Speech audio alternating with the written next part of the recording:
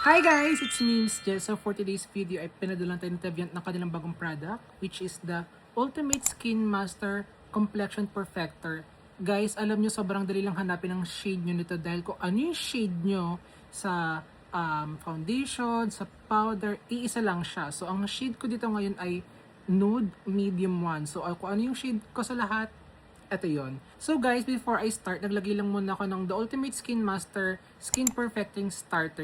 Yes, meron pa ako nito dahil sobrang tipid nito sa mukha guys. Ngayon wala akong any powder. Ayan siya, open pores. This is my real skin. One thing I like about Teviant, dahil nakikinig sila sa atin guys, may spatula! Hindi tayo mahihirapan magkuha or tama ba? Spatula ba to?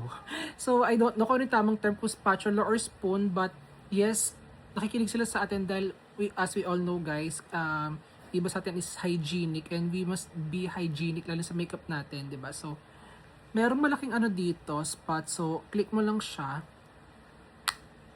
Pag narinig mo na yun, boosh! Ready to go na, ito na yung spatula and let's open it guys. Alam mo, parang ayoko siyang kawkaw eh. Ayoko siyang dumihan pero gusto ko ipakita sa inyo kung gaano siya kaganda, 'di ba? So ma-feel yung perfection. Guys, hindi ito pang substitute sa sa foundation because this is a complexion perfector. Inaayos niya yung pores natin, yung mga fine lines natin before applicating or before putting makeup like foundation or powder. Inaayos lang niya yung skin natin, hindi ito pang substitute sa mga foundation. So, alam nyo, sobrang gaan lang niya sa face and hindi siya mabigat.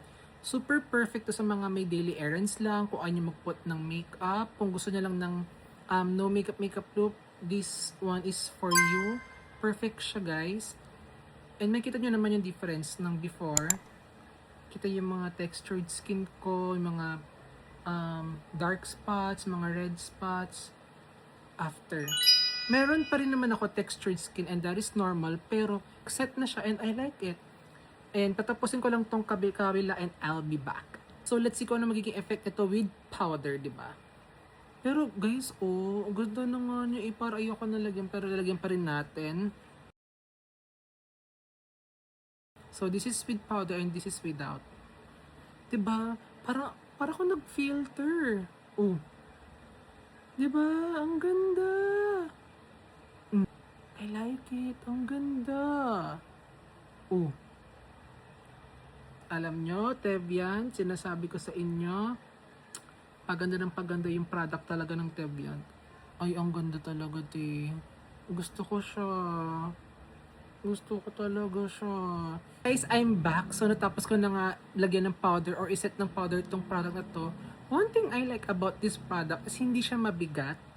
Dahil wala akong masyadong nararamdamang heaviness or stickiness sa face. And ayun yung gustong-gusto ko as a oily girl.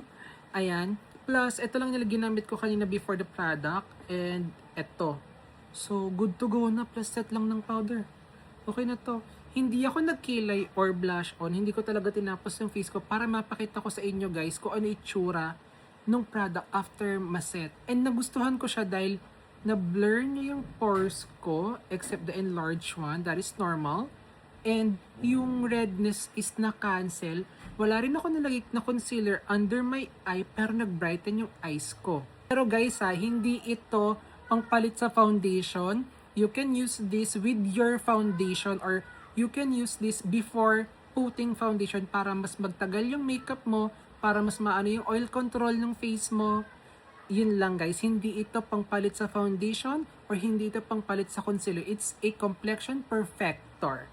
Yun lang guys, and hindi ako galit. Gusto ko lang isabihin sa inyo dahil baka akala nyo is foundation na to. No guys, it helps your skin lang to be perfect, close to perfection, ganon. So thank you guys so much for watching and sana gustuhan nyo yung video ko. And check my yellow basket or check nyo ibang mga link out there kung saan nyo mabibili or bumili lang kayo sa Teviant store.